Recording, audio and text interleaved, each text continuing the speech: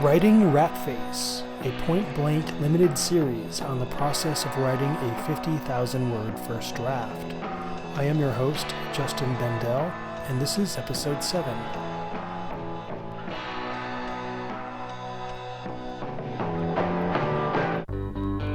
Hey everybody.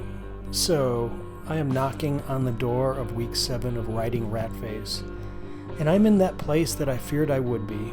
That is, I am totally dog paddling in deep water, with a storm coming in and absolutely no sense of direction to safe harbor. If this might sound like how I've sounded the past 2 episodes, there is a reason for that. It's because the middle for me is very difficult. I kind of have an epic end scene in mind, and I am pretty confident that I can figure out what to do with the first 100 pages of this story. But what the hell am I going to do with the rest? Which threads are the ones that are going to lead me to the epic climax? I'm not sure. The stakes are higher now that things are set in motion. I have to continue on at least one of the paths that I've paved in the first 25,000 words, but I'm stalling at the question, which one? Also, there are too many goddamn threads. Of the myriad characters and settings I've concocted, I don't want to spend a bunch of time developing some elaborate middle part filled with character development and beautiful settings and rich deepening, only to find out 2 weeks later that it's not right, that it's not the thread I want to follow. It's a little bit of guesswork, and it's critical guesswork at a critical time when it's more likely that the guesses I make now will be wrong.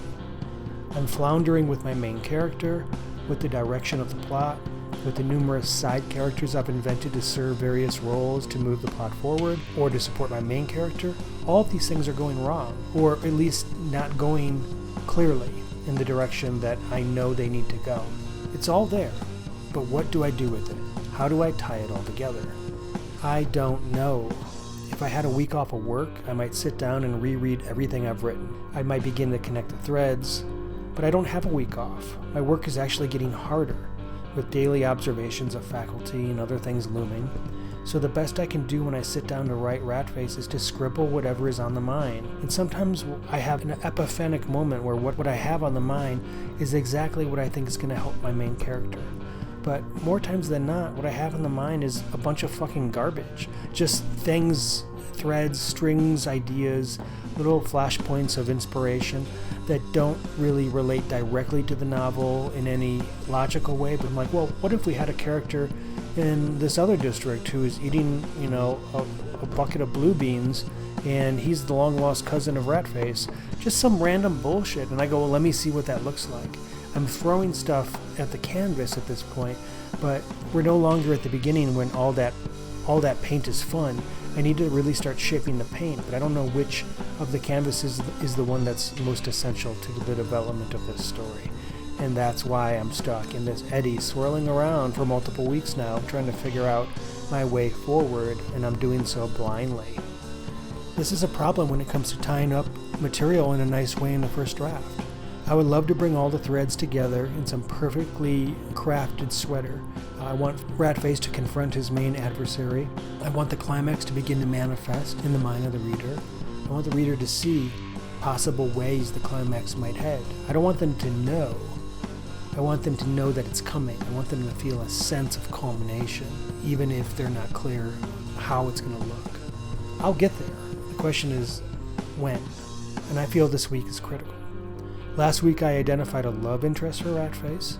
Not that he needs one, as I don't want to fall back on cliches to serve the function of the story, but for a guy who's such a loner, for a guy who's so alienated and isolated, I want to continue to introduce people from his past that mean something to him, characters who will help us to see him for who he is and who he was, to better understand who he might be going forward. What can he uncover from his past? Critical information about himself or about the people he loved, to best move him in the direction he needs to go to be the hero we want to see emerge in this story. Will this love interest be that? Will this person from his past rekindle something in him that he has lost? Will this inspire in him the drive he needs to do, the reflecting he has to do to be the Ratface we want him to be? This is a question. It may end up being no, he doesn't need this love interest for that. but I'm benefiting from having the love interest in there to rekindle something in him that seeks him to ask these questions himself. Because if my character can ask these questions for himself, he's helping me to understand him. These are the things that I'm thinking of right now, in addition to all the crazy stuff about villains, for example, the Group of Nine and the mafia-like organization. I still need to get a sense of who these players are and how they have played a role in shaping and controlling the city, sort of like the overarching superstructure of political power in the city in the wake of the nuclear apocalypse. I haven't done this yet, and I really should have in the first few episodes. I want to list my totals for each week. For week 7, it was actually a short week in terms of word count. I produced 2,800 roughly new words of writing, and I added to that 3,200 new words of a plot exercise I call but, and, or so. And this is an exercise I'll talk about briefly in a little while. That total comes up to just over 6,000 words of writing, and I've been trying to hit 5,000 words every week. I don't always hit it. Some weeks I've come up short, but 5,000 each week is a really nice number. It's a round number that gets me to 50,000 words in 10 weeks of writing. Let me sum up what I wrote in week 7 so that you have an understanding. This is another thing that I wish I would have done in the first few episodes. This idea of giving you my summary so you can start to think about the threads that I've been struggling with. 1. Ratface has begun to suspect that his friend Wolfer, who lives in the Soviet district, is actually a traitor. He breaks into Wolfer's apartment, finds evidence that the child, the kid, has in fact been there with Wolfer. He also finds a clue in the bathroom that hints to him that the kid is leading him, is giving him a map, a road map, so to speak, that leads Ratface to where she is located. This is a nice little twist. It's a MacGuffin. It's an excuse for Ratface to continue his search for the kid and to suspect Wolfer. We'll see what happens with that. Later in the opening, another scene I wrote is that I have Ratface in dialogue with somebody who is challenging the idea that Lex is dead. Ratface has seen Lex dead, he knows Lex is dead, and yet this one person, who I think might be affiliated with the organization, is saying, "Oh yeah? How do you know?" All of a sudden everything is thrown up into the air. There's another scene that I wrote this week that I'm going to actually read a little bit later, so I'll get to that then. But let me talk briefly about the but and so exercise. I learned this from Lynn Barrett, who was my grad advisor and instructor of plot when I was in graduate school at Florida International University. And I'm not sure if I do this correctly anymore. I have my own take on it, but essentially it's a way of trying to hold one's own structure, story structure or plot threads accountable by asking the question after each scene or situation. But, question mark, and, question mark, so, question mark, how do these scenes relate to each other? What's their purpose? You know, you might describe a scene and then go, well, but what? What happens next? What challenges what happens in that scene? What adds further conflict or tension to that scene? Or, and, in addition to a scene happening, some other stuff happens. Or, so this scene happens, so what? You have to ask yourself, so what? How does this relate to the rest? In doing this exercise, you're constantly scrutinizing the stuff you're writing. You're asking critical questions of each step of the way. And this is a way of holding yourself accountable, holding your characters accountable. If I do this exercise, I will have a clearer picture of the way that scenes and characters connect or not. And this helps me to better shape my stories, especially longer stories with more complicated plot threads like the one I'm developing for Ratface. You can't write 200 pages and not get lost at some point along the way. So ultimately, this exercise helps with structure. It helps with cause and effect, which is a critical component in the development of any plot. And it helps to make or show logical sense in the minds of our readers. Our readers will walk away not going, wow, that was like written by a math program. No, not that kind of logic, but the sense that the threads make reasonable sense in our minds, that we can sleep well knowing that the sequence of events makes reasonable sense to our primitive reptilian brains. We can understand to some extent how everything nests together in a way that satisfies. If it's just a bunch of absurd, nonsensical stuff with no logical connections or huge leaps of faith or huge chasms between scenes or situations or character choices, then those unsettling disconnects are going to exist in our reader's mind. They're going to go, what the fuck did I just read? And that might be fun for a moment, but ultimately the story will satisfy less. It'll feel less purposeful or meaningful to them. And I want the story to feel like it's a complete package that does its job well, and that's where this exercise really comes to play. What I learn in the wake of this exercise for Ratface is that I have a lot of good material that makes logical sense, and I have a lot of material that doesn't seem to fit with the rest. Once I get to the second draft, it will be my job to decide what stays and what goes, but this activity will go a long way to clarifying what makes sense and what feels like is most important. I also labeled some scenes as realization moments for our main character. I'm optimistic that some of these scenes are actually genuinely critical to the development of Ratface as a character, and that they're going to help shape the rest of the novel. Time will tell, of course, but I'm going to share with you a couple of the key realization moments that I think might help me a lot. One realization moment is the following. Here's a line from the story. What does it mean to feel reprieve in a world that is so vile and lost? It doesn't feel fair to have a moment of rest when so many suffer endlessly for nothing. Ratface's own heart has been closed for so long, but suddenly he has feelings that he has not felt since he was a child, feelings he has not felt since before the slave camps. So, I feel like this is a realization moment for our character, Ratface. He has an epiphanic moment where he realizes something so important to himself, that his heart's been closed for so long. And with this recognition comes the opportunity for opening. And if he can open his heart, what does that do? It feels like it might seismically shift how the story moves forward. And I'm excited to see what that looks like. Here's another realization moment, another quote from the story. You helped me, Ratface says to the kid. You helped me to feel something I didn't know I would ever feel again. This is a good thing. You are a good thing for me. You are a miracle thing. You're crying, the kid says. I know, Ratface says. Maybe I'm an idiot, but I want to be there by your side fighting with you.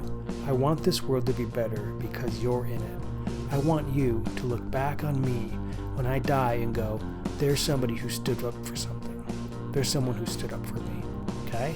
Here's another scene. Have I fleshed this out? Absolutely fucking not. But I have this moment where I want an exchange like this to happen between Ratface and the kid. It needs to be earned. But if I can earn it, then this scene would be critically, emotionally important in the development of their relationship. And it could, again, seismically shift the way that I see the story going forward. I'm not going to say the next one because it might be too much of a spoiler, so I'm going to skip that one. But I have another realization moment that may or may not stick. We'll see. Here it is. How do I process a thing like this, Ratface thinks? I thought I knew the guy better than anyone. But everything I knew had been a myth or an outright lie. Why would a whole city think of him as a good man, a man of the people, if this was not who he was? The voice emerges from the shadows, revealing a figure. The horsewoman, unmasked. Fine. Then I'll leave here in the dark. When you're ready to listen, you let me know, and I'll tell you the story. Ask yourself, she says, who are the 9? Do you know who they are? Have you seen them? Have you seen footage of them? Question marks, question marks, question marks. This one might be a little more opaque to you who doesn't know the story as a listener. But this is a Ratface going, oh, is everything I know a lie? Is everything I know a conspiracy? Is the truth about Lex not true? Who are the mysterious cabals controlling the universe?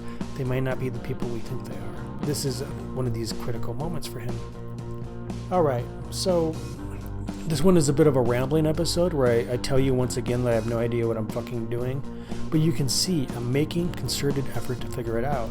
I'm not sitting here going, I don't know where to go. I don't know how to go forward. I have writer's block, and so I'm just going to sit here and not write and instead play online chess or watch, videos on YouTube.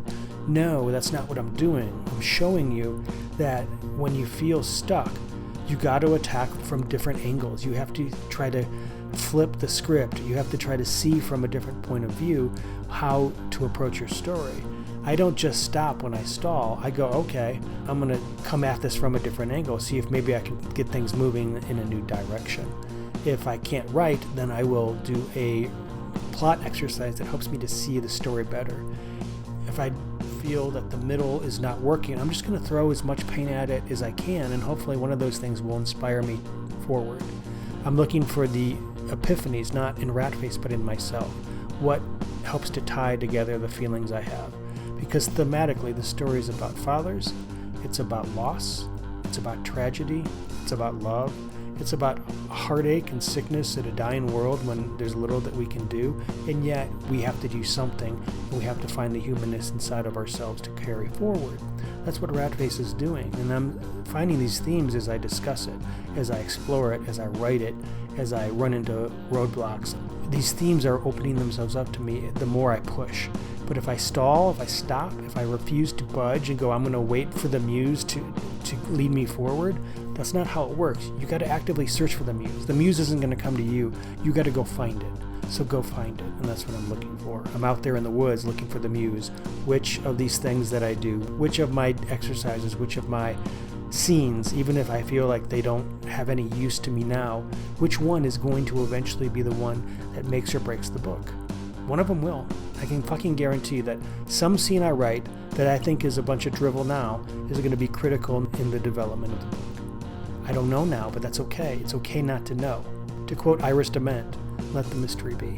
But right. I'm going to conclude with a snippet from my writing from week 7. In this scene, Ratface is in the midst of his search for the kid who has gone missing. Cue the point-blank music. All that talk about the wilderness? All that talk about some secret conspiracy outside the city? Some big organized attack being orchestrated by nefarious forces? That's all true. But it's not happening outside of the city. Why would it? That's a red herring. It's happening in the city. The city is massive. You don't think we can hide a few million organized resistance fighters? We could do that in the city half its size. So the kid getting taken hostage by the communists and dragged into the wilderness? No, she wasn't taken hostage. She was a part of the resistance. That's not what she told me, Ratface said. Yeah, she tried to tell you, but you wouldn't listen. So she stopped trying. Half-hearted support is no support. You're either in or you're out. She noted that you were not all in, and therefore you were out. She doesn't know shit about me. We were together a week. You were together 3 months, and she knew plenty about you. Quit revising the past. All right, Ratface says. You got me there. What you're saying is she's okay? She's better than okay, and she misses you. I told her I wouldn't say that shit, but I am, because I think it's important for you to know. She cares about you, and she's hoping I can convince you to join us. I just want the kid to be safe, Ratface says. She's safe. She's with her people. Her parents were freedom fighters. They died in the trenches. She was in the slave camps, just like me, Ratface says. She was on her way to the slave camps. Her parents, with the help of Lex, organized a rescue mission. The kids survived. 2,000 kids, but her parents died.